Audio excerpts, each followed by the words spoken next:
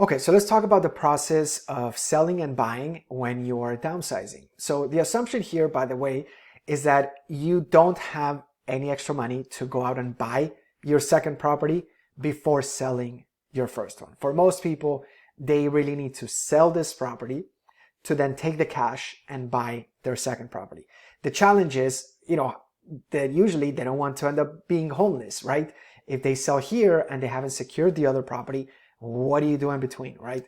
So there's several things to consider, for you to consider, and then you can tell us whether it's something that makes that's feasible for you. Otherwise, we can offer different solutions. So one of them is basically, do you have somewhere where you could stay temporarily? For instance, if we sold your property, could you stay with friends or family members for 2 or 3 months while we find your ideal place, right? If you say yes, we can do that, then no problem. We can help you sell. You basically take all your money, put it in the bank, and then we look for a property that you want to buy. Now, by the way, this 2 or 3 month period could easily be none, right? Many times, as we are selling, we find the other property and we simply make an offer over here contingent on the sale of this property, and we can go through that process, and you don't have to go live with your with your friends or relatives for any period of time. We just coordinate everything. So that's one option.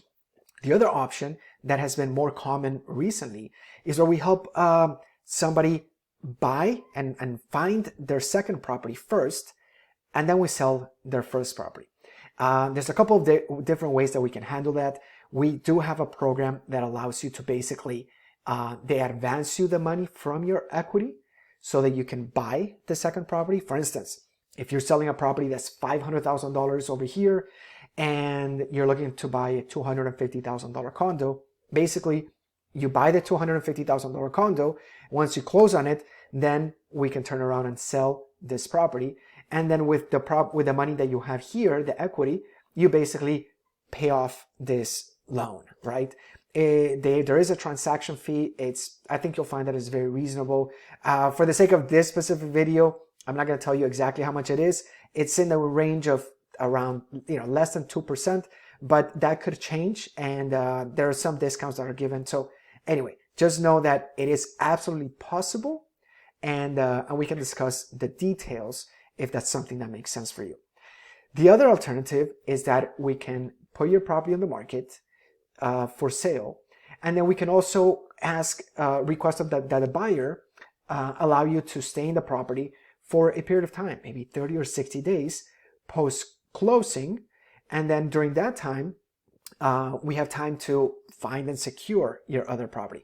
So again, there's multiple different ways, but if you're in a position where you're looking to downsize, that's one of the strongest positions to be in, because you're going to be in a great position to sell, and then you're going to, in essence, become a cash buyer on the other end, and then you're going to be basically the strongest type of buyer out there in the market. So it's just a matter of having a conversation, deciding when the timing might be right for you.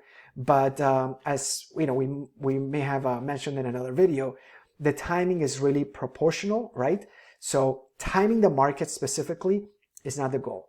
It's figuring out whether it's the right time in your life to make this transition that really makes sense. So anyway, I hope you find this helpful. Let me know if you have any other questions. I'm happy to clarify, and I will see you in another video.